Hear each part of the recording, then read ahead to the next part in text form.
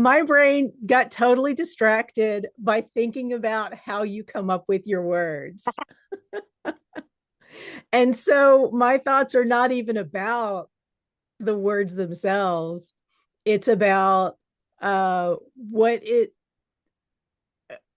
like my brain is like totally locked. I don't even know what to do with inner resourcing.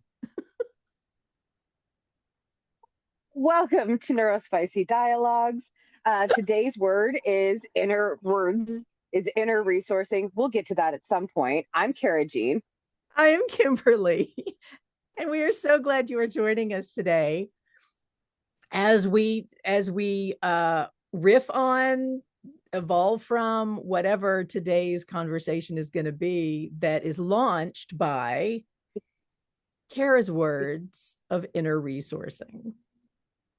But I want to know where your brain went with how I do because it's different every single episode. So I want to hear where your brain went with that. Yeah. Well, okay. This is where my brain got locked, is because normally, like, you'll look around or you'll open a book or something and there'll be a word. But this is a phrase that you had actually written on a piece of paper, which Yeah. means at some point you pre-planned this. And I'm like, she's never done this before. And so that's where my brain just like told, wait, she's changing the formula. I need some time to adjust. If it helps, I totally did not pre-plan that for this. I grabbed one of my books and I had made that note and put it in the book and it fell out. Oh, okay. All right.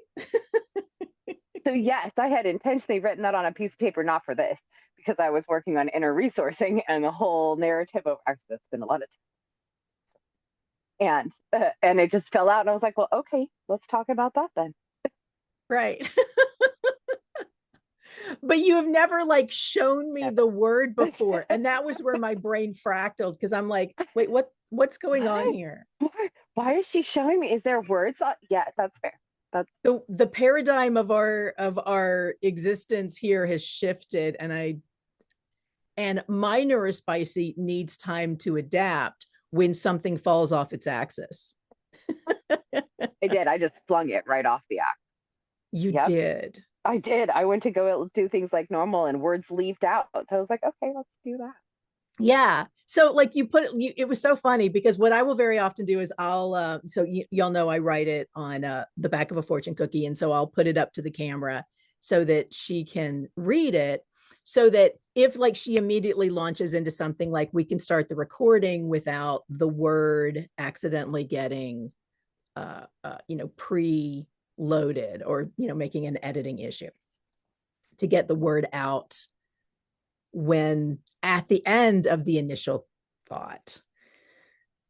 But she's never shown the word to me before. And so that was Never where, do and that. like, it even took me a second. I'm like, I'm supposed to read something. Like, my brain really had difficulty putting all of the pieces. Like, it's crazy how complicated my brain made a very simple thing, which is just part of how my brain works, which in many ways is cool. In this particular moment, it was, it in and of itself was also distracting me. Like, why am I challenged by this? She's just showing me a piece of paper with two words written on it. Why can't I focus? Because of inner resourcing. Haha, I'm going to lead this into the thing. Um, I knew you would. and I see here in both of our lives this week. So one of the things that we do before these is we'd like do a little check in and catch up and what's happened since the last time I saw you. And both of us had one of those weeks where the days or the minutes were really long. The days were really short. So we got to Friday and we're like, oh my gosh, how did we get here again? How did that happen? And it felt like it had been no time since we were here. And it felt like it had been forever. We Yeah. had the whole world that came with us again. And what I know that does is depletes our inner resourcing when we have weeks like so. To have your inner resources depleted, then have a dynamic change in a space where your brain is like, it's cool, I got this, I've been doing this for a while, this is my safe space, and now there's something different in it. It would be very, very reasonable without those inner resources, I'm going to just keep saying it. I love that word. uh, Without that, when you are drained and exhausted, even when you are in a maintaining and capable space, the experience of having yourself depleted and things change. If you are already someone who looks for that consistent variations, right, as life, then a major variation feels so much bigger than what it is. And any other week, it would have been like, okay, inner resourcing, and we go. But this week, we didn't have that. Mm-hmm. Yeah. Yep. I spend an I don't know that inordinate is the correct way to say that. I need your writer brain to figure out better.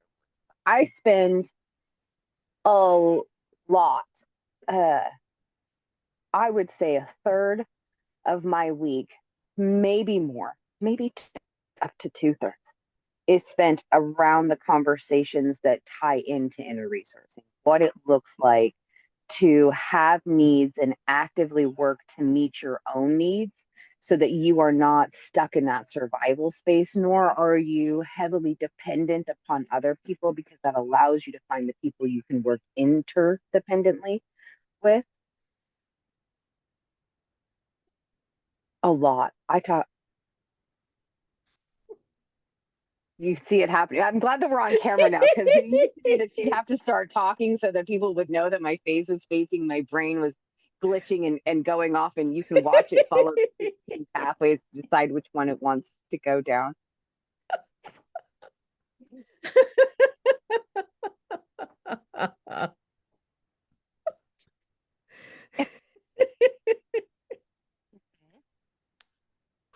So it's kind of a big deal, this inner resourcing, this being resourced, period.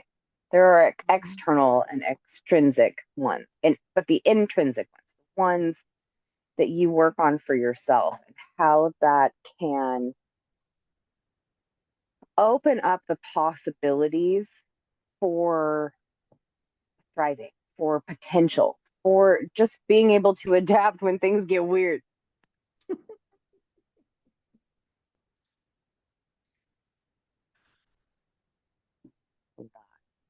Yes. I also, and I know I've talked about this before, I am fortunate enough to be in a position where I can curate my surroundings so that I don't have a lot of unexpecteds that can derail my inner resources and cause me to need to rely on them. The downside of that is that the shifting that can be required sometimes, like I forget, like my system forgets how to do that, and so when that happens, like today, in an incredibly safe, no stress, no expectations kind of place, it reminds me, oh yeah, I there is that part of me that needs to be prepared to shift and adapt. And then I think, okay, when was the last time this week I had to do that? I don't know.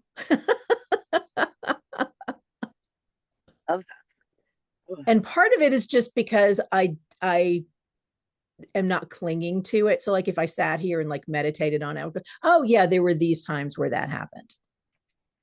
But like in the front of my brain, I don't, like those memories don't like sit in the front of my brain because I don't know, for whatever reason. I could try to come up with a reason, but it doesn't really matter. Because they're not at the front of your brain. They're not a huge priority. I mean, isn't that Yeah. my understanding of how human brains, if somebody else's brain doesn't work this way, I would love to hear it. I have questions anytime that happens. My understanding of how the human brain works is those things that our brain is groomed and conditioned to pay attention to certain things. And you can change the conditioning of that. You can adapt that. And if you are groomed and conditioned to pay attention to something versus something else, the things you're taught to pay attention to stay front of mind. And the other things, like having to adapt, which is just a thing, especially in all of the theatrical and writing and everything that you're doing, it would make sense. That's just a part of what you do. You don't attach to it. It's just Mm-hmm. adaptation is. Right. Right. But also, I think, like for me specifically, is because there's no sense of urgency. So even if something like hits me from the side during a typical week, I can give myself time to deal with it. It's not like I'm under pressure from being in the workplace and I'm dealing with things. So my stress level is already at here. And then this side thing comes in. And now I'm like, I have to deal with this, but I have all these other things. And so when that does come in, uh, I guess at least this particular week, was able to do a lot of allowing my inner resources to, in their own time and in their own way, sort through it without having someone else's expectation of results influence that. Maybe that's what it's all about. That sounds Because resourcing to my innards. yeah, because when we do our check-ins, it's so funny because our worlds are so completely different in Like literally as different as our ways. background. Yes. Yes. Exactly. Yes. But also like but I love hearing that and hearing like what what has impacted you over the week and what has happened, but not in like it's so funny because part of what we were talking about today was also TV shows and stuff like that. But it's not like I'm watching a reality show, so I want to be clear, that's not it. It's, I don't look at you and go, oh my god, look at her and her Real Housewives kind of thing. Exactly, and So I'm here eating sometimes. popcorn while you're unburdening yourself and sharing the stresses and sort of working through the thoughts and the things in a safe space with somebody who is not invested in the other humans that are part of the drama. Yeah. And it's nice to have that. It's nice to have like that outside viewer because you also don't have to. And so if you don't have a friend where you can do that, I would encourage you to like Treat find yourself. that it might be a family member or whoever, because Yeah. there is so much value in being able to just like have messy thoughts with somebody without judgment, without emotional investment or expectations in the outcome beyond you and your well-being with it. Yes. Because I don't know these humans that are part of this story. Um, so I care about them in the sense that I care about human beings, but Right. I'm not attached to their side of the story. I realize, I'm sure they have their own They have a story of total what narrative. happened Yes. on this experience that you're sharing with me. Right. But I don't know their side. And in this moment, I don't need to know their side because I'm your ally. I am on Team Cara. That is so helpful to have in the world. It really is. Yeah. Yes, having somebody that is on your team is great. But we also call each other out on our stuff. So it's not like Yes. we're like we didn't, We are drink the coaches. Kool-Aid and we're not just like, "Oh my god, Cara, you're awesome. Everything you do is right and everyone else No. is wrong." We do things like, can I highlight a pattern I just saw there? Yes. Are you open to some Yeah. feedback on that? Can I reflect that? Yeah. Yeah. I I prefer my safe spaces to be that way. I tend, partly because we are coaches, so we hang out with lots of coaches. At one point, I I think I was working with like 20 coaches every single week. Some of them because I was working with them, some because they were working with me, some because we were co-creating things. And I prefer my safe spaces to be with individuals like that who absolutely can hear the narrative, can listen to the story, are not overly attached to the situation so that they can hold that, okay, but what do you want to do? How is this? How can you leverage this? What can you do to have this help? Do you need help in this? And also, did you just hear yourself? Oh, say that again and listen. I don't know that everybody needs that. I need that in my, keeps me honest. Yes. I just like being able to be messy sometimes. Because a lot of times I feel like I have to be polished, and what I am expressing, especially like as a coach, because if a client, if the messy expression of a thought is going to confuse a client or send them off in a path that is not productive, Not, um, then which then goes in, well, what is productive? Every journey is you're going to learn, so yada yada yada, yeah, all that. But um, if it's going to distract or to confuse them, I don't yeah, want to be sharing messy thoughts with them. yeah. And so it's But I want nice to to be able to have, be messy. yes, I want to be able to work crap out in my brain. And sometimes I need to do that out loud to really work it out. I need to Yeah, workshop a thought. yeah. And I love that we could I do that together. We've done that here in the show too, where we've had like Yes, new thoughts. We're like, okay, this is really messy, and we haven't really called it workshopping, but that's my writer terminology for it is workshopping a new thing out as I'm figuring out the nuances and the validity and all the rest of it. Okay, so we're coming back from a really weird cut. hi. And so I just want to No preface it with unexpected that. things. I have no idea in this moment what is in editing, what is going to be splicing here. Cara, do you want to take the lead on inviting everybody into what just happened? Yes, so it's fun that we're talking about inner resourcing and how unexpected things can be so distracting because it's the for us, not for y'all, because everything is time delayed, right, on the podcast. But for us, it's Friday, the first Friday of June, and the first Friday of the month, we have a date with one of our Genetic Edge coaching partners who comes in and hangs out with us. And generally, we come in early to do this portion before she shows up, except we both forgot. completely, completely forgot what day it is.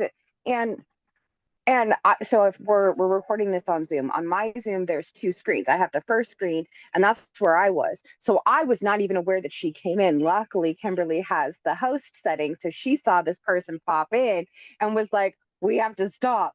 And I'm like, "Well, what is happening?" Oh, oh, oh. Yeah.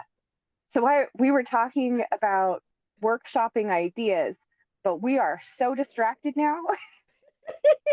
Yes. And what's funny is because this has happened before.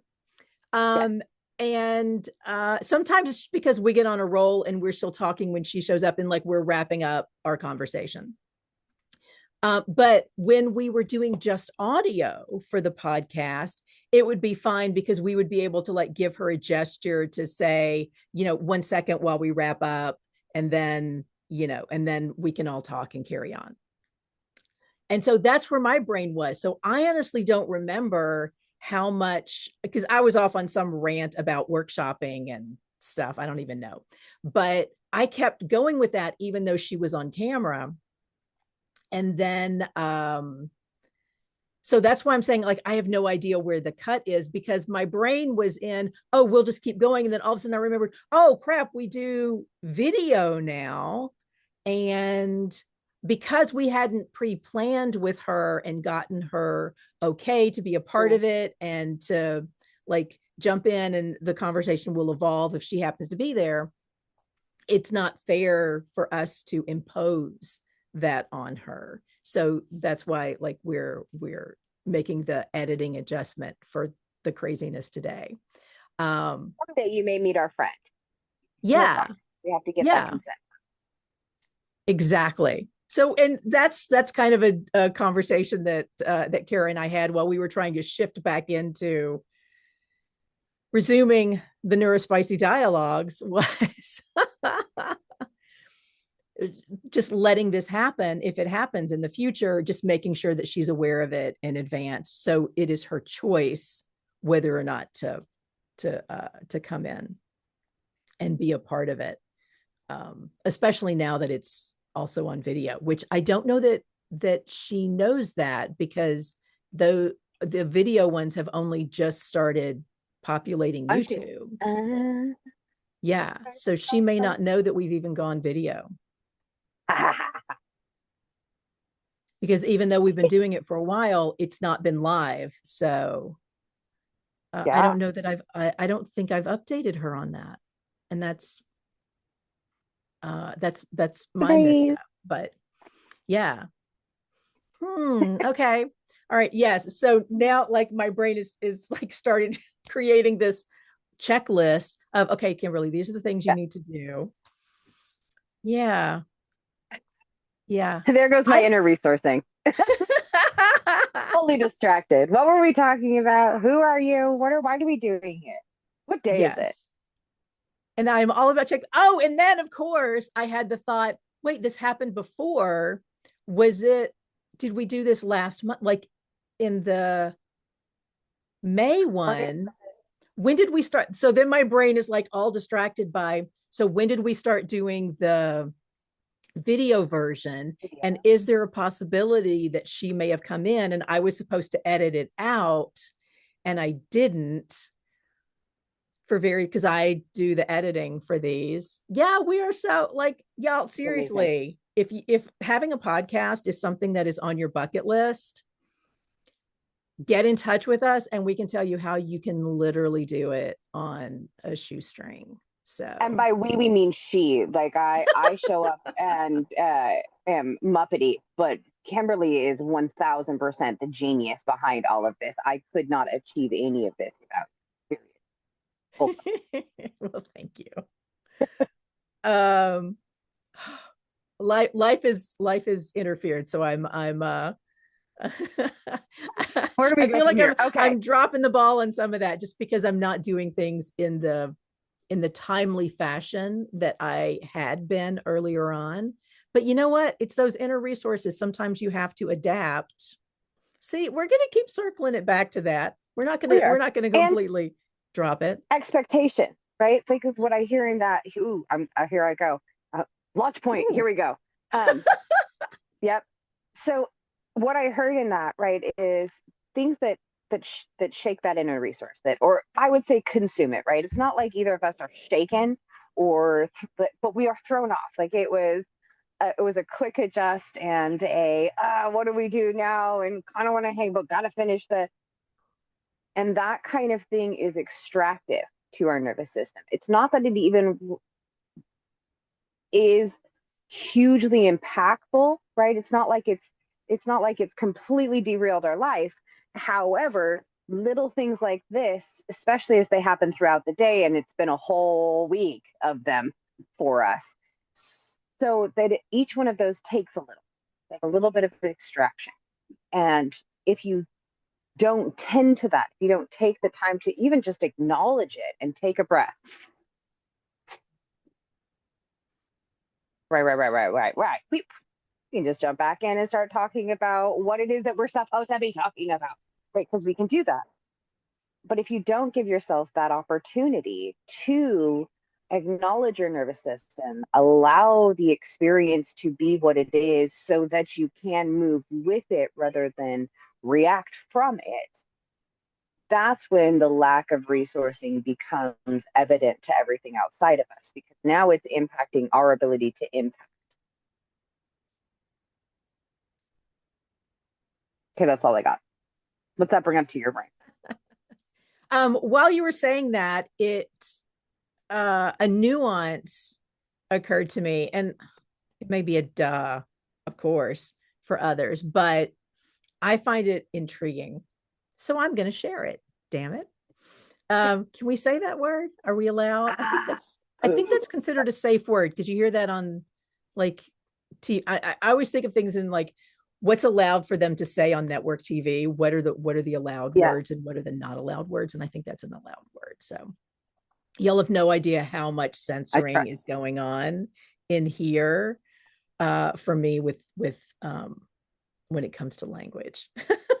Talk about an inner resource I'll, that's required. Oh, but so here's the thing, tangent over. Um, it's not an infinite resource.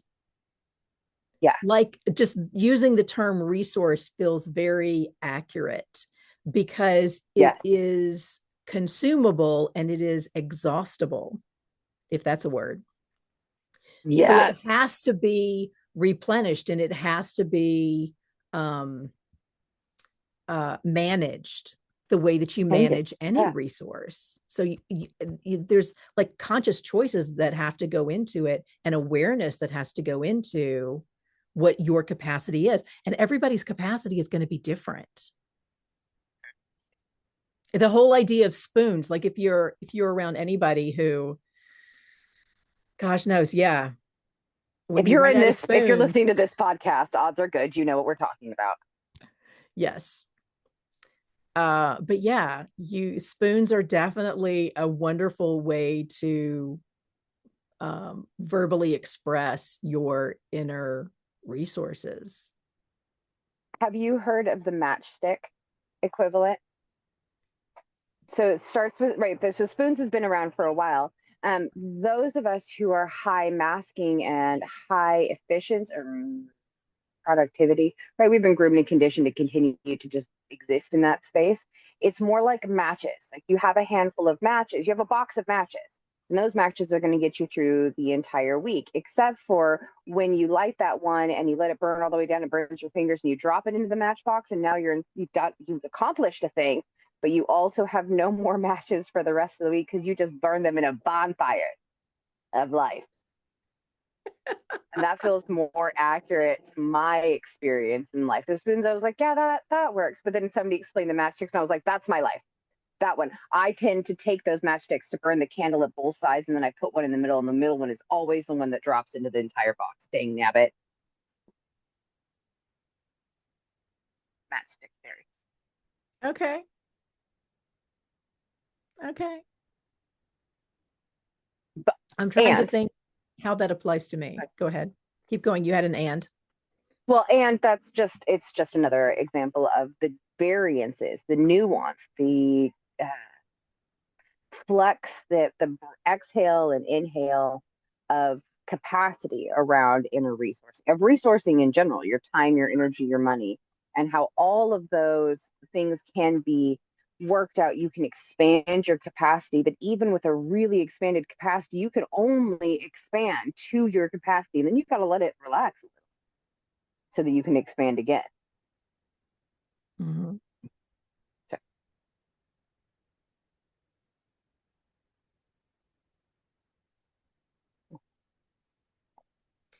I think you can um, influence the container, though. Like, I'm just thinking in terms of certainly. like lung capacity. Mm-hmm. You Absolutely. can, through exercises, maybe not everybody. I have a little bit of asthma, so there are limits Mm-hmm. to the capacity to the lung capacity that I can achieve. Mm-hmm. But I'm thinking like divers and seals, people who expand their capacity. Yes. And the same is true here. Is like most things in life, it's not fixed. So if it's something that creates tension for you and like, I need more capacity, there are ways to find that, to expand your Yeah. capacity. But also Yeah. but you can also be completely content with your current level of capacity. Yeah. But if there is tension in those things, like that's like where I'm really tapping into for myself, is where are my points of tension? And Mm. is this something that I'm content with? Or is this something that I want to adjust? Oh, yeah. That is so powerful a conversation to have with yourself. What I heard in that is a whole lot of grace, right? The recognition that absolutely you're perfect the way that you are. You do not have to change. You don't have to. You do not have to. I'm saying this to everybody, myself included, looking right into that mirror. We do not have to change, but you can't. So if there is a thing that is causing that tension, you are allowed to look at that, to think about that thing, decide how you might want it different, and then go forth and do that. What you nurture in your nature becomes more natural. That Mm-hmm. the reality that that repetition is required for retention. Got to do the thing to get the thing over and over, and you don't have to. You don't have to. It can be enough, but you can. If that is a thing that there is a possibility to expand that capacity, and whatever that capacity is, I, as of today, have not run into something where I was like, nope, that capacity cannot be expanded. That is just all you get. Mm-hmm. Everything is available. Yeah.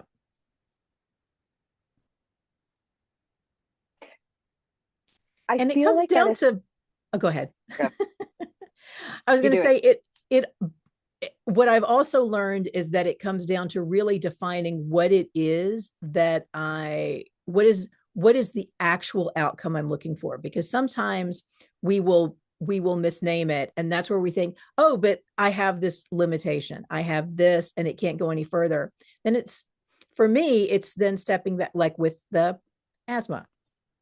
Mm-hmm. So then it's stepping back and go, so what is it that I really want? I've said that what I want can only be achieved by this thing, but what is the feeling behind it that I'm going for? Mm-hmm. And so what else can I do that's going to give me that feeling? And where can I expand in a way that is physically possible for me and emotionally and mentally gives me the results that I'm looking for? So that's where I say, yes, it is. All of these things are expandable. So even if you have some thing that you're like, but this is part of my self, like it's an immutable thing that exists. It is a truth about like what my body's capacity is, what about my mental capacity or whatever. By taking that step back and looking at it and going, okay, that is absolutely true. Is that the only way for me to get this inner resource adjustment? Oh, oh, that's that slow, fast permaculture of life. In the Cara way, we say that's that clarity. Before you assess how you want to do a thing, get the clarity on what is it that you actually want, though. Like, I'm not a runner. I am not a runner. So this body, if I wanted to go run a marathon, if that was like my goal, this body cannot just put on shoes and go do that.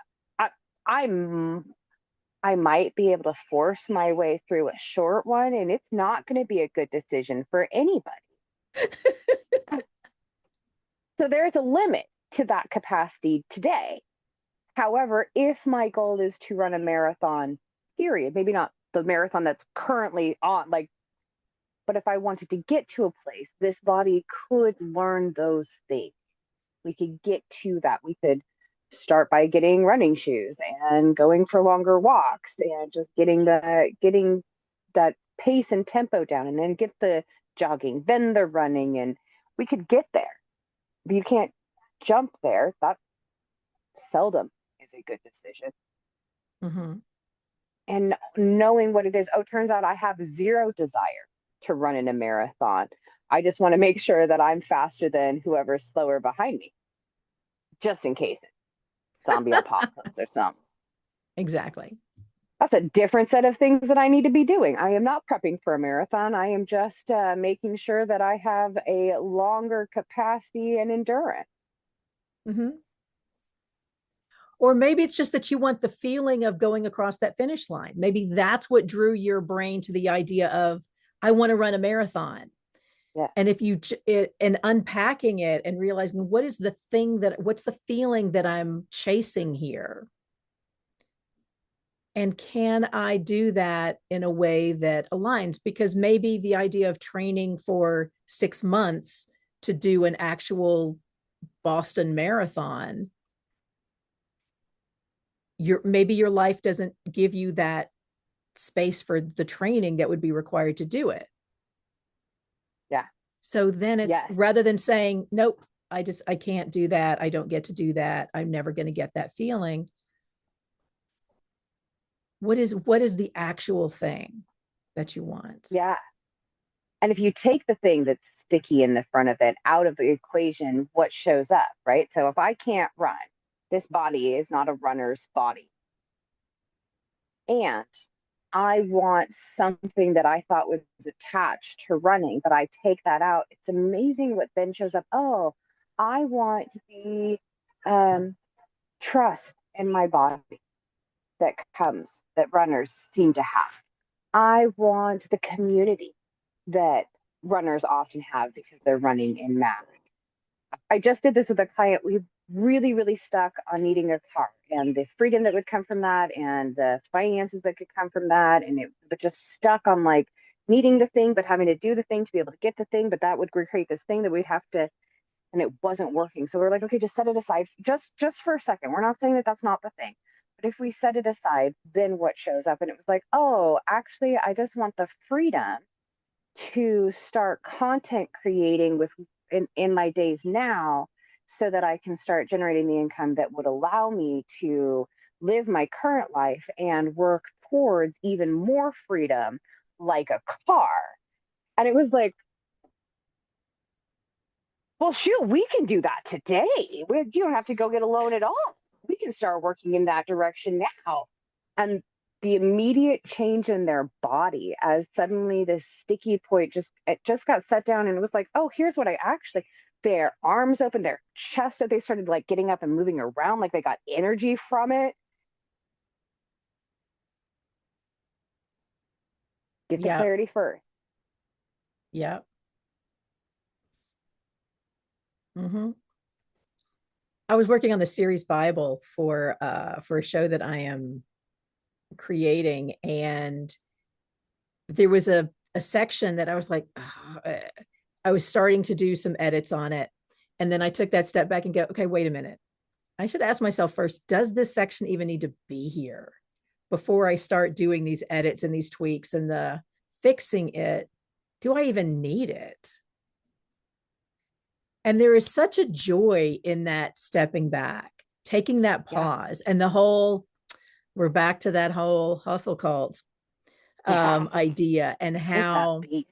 giving yourself that moment to see the forest, get that bird's eye view before you start drilling down on the thing, because what you're drilling down on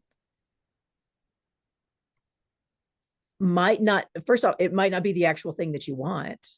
It's just the first thing that occurred to you or the most immediate thing to do.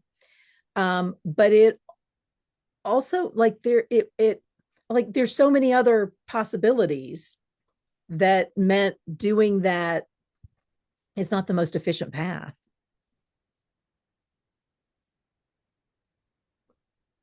Slowing down to take stock of your resources, your time, your energy, your money, all of them, and equate equal importance to all of them so that you can build that inner resourcing looks like composure. Right. Inner resourcing can sound like a woo woo word that's like all emotional intelligence, all skilly, because it is. Soft skills have hard impacts. That's a fact. What it looks like, though, when you take that pause, when you can step out of the hustle cult mentality, take that breath, slow down, get that. Is this the thing that I'm actually upset about, or is there something completely different going on here? And take that time. Not only do you feel like physically feel better, it appears to the entire world that you have such strength and composure and inner resource. Mm-hmm. Love it. All right. Do you want to bring us home? Yeah, what do I want is my thing. I think, like six things this week where I had to look at somebody else and be like, okay, is this just me? Um, so I want to do one that's not, that is just like, so we've talked about this. We know that I have songs playing pretty consistently at all times in my brain. There's just a soundtrack at all time happening. There is a council of Caras that has an ongoing narrative and discussions that are going on. I get that there are people who have no inner monologue, that have no ability to visualize things. I have all of those to the 10th of degree. So it is loud and noisy at all times in here. I want to know. So I had a friend is going through transition right now. And as she was finishing the end of her hormones treatment, one of the things that happened is that she started to hear music. Yeah. And now this is this new thing in her brain where it's happening. And then we were talking about it around a circle. And somebody else was talking about their teenager and how, like, literally, as you could watch, as the hormones in the teenager happened, suddenly they were getting really freaked out that they, like, maybe were schizophrenic because they could hear voices. It was like they could hear their own voice talking to themselves all of the time. And prior to the transition into teenagedom and those hormones, had not had an inner monologue, had not had that inner dialogue. So I is what I just want to know more about this. Like, clearly this is a hormone impact. Uh, that makes sense. I feel like I've had it most of my life, but also I started my hormone change when I was in second grade. So I'm substantially earlier than most people with a female body. And so for me, it has been forever. But I want to know out in the world, do you hear those things? When did it happen? Anybody who is going through transition, have you noticed anything like that? This is now a massively fascinating thing to my brain, and I have been fixating on it for days.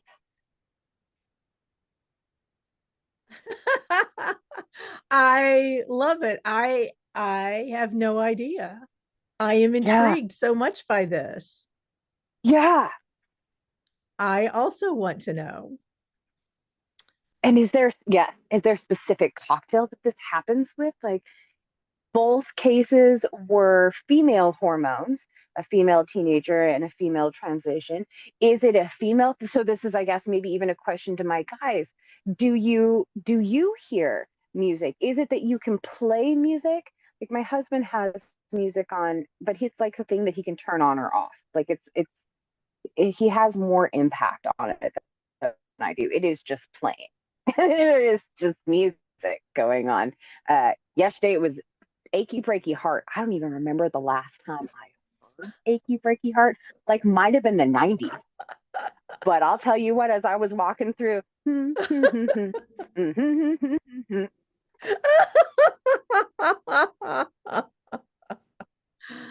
Oh my now I just goodness. want to know. Everybody tell me all about the things you hear in your head. Full stop. Wow. Well, obviously it is not just you. Um, well, it makes me wonder if it is attached to like brain design, because or if it's like something on your DNA strand that makes you lean into this as a nature. Yeah. And so it's something that's turned on for some folks and not turned on for others. And And it can be turned on. That's so right. cool. Yeah. I mean, we're so incredibly complex as human bodies that that's the part that my brain goes to when you talk about it. Part because it's not something that I experience myself. So I'm like, so she has this, I don't. I love that for both of us that that's our experience. Um, and so is it like what part of us creates the capacity for one over the other? Yeah. And that's the part that intrigues me so very much. Yeah. Especially now that I've had two instances where it was directly connected to hormone transition. Like that very clearly tells me there is an activation that happens at the DNA level because of this divergence in our brain as the Mm-hmm. chemicals change and adapt for the, from somewhere between typically 12 to 28 as our brains are in adolescence. It's just a new level. It's up Yes. there with all of our genetic edge stuff. It is Right. the when you stop looking at humans as a disease, you start looking at how they might be well and whole. Right. Yeah. Now, as a scientist, I have to say that we don't have enough data to say that that's Right. exactly what it is. Right. There's only That's two. We need a third pattern. right. But also, we don't have like a complete history on what else was going on. Like maybe they both started For eating either of them. broccoli at the same time this was happening. Like we don't know. There's not enough Yeah, yeah, yeah. data. It Right. seems like that could have been the trigger, but we don't It could know that be, that was the trigger. yes. Could what So is it? that's Correlative versus yeah. I know what you're going for. I can't think of the word for it either. that must mean Yeah. we're at the end of the show because my brain is not braining anymore. Oh my And gosh. I think this is a great place to leave it because we both have something to think about and meditate on and marinate in uh, that idea. And that my brain definitely is going to spend some time thinking about that. I love it. I love it. Yay. All right, y'all, this has been Neurospicy Dialogues. We have been talking about inner resources and a million other things. Yeah. You almost got a chance to meet our friend, and we'll check in with her and see if that might be something that happens in the future. So there was that weird choppiness in the middle, and like we're very straightforward about no edits on this. It is us doing our thing, but we do have exceptions to rules. But this has been an amazing conversation. I am Kimberly. I am Cara Jean. Thank you all so much. This has been a high spice for episode. Oh my gosh, yes.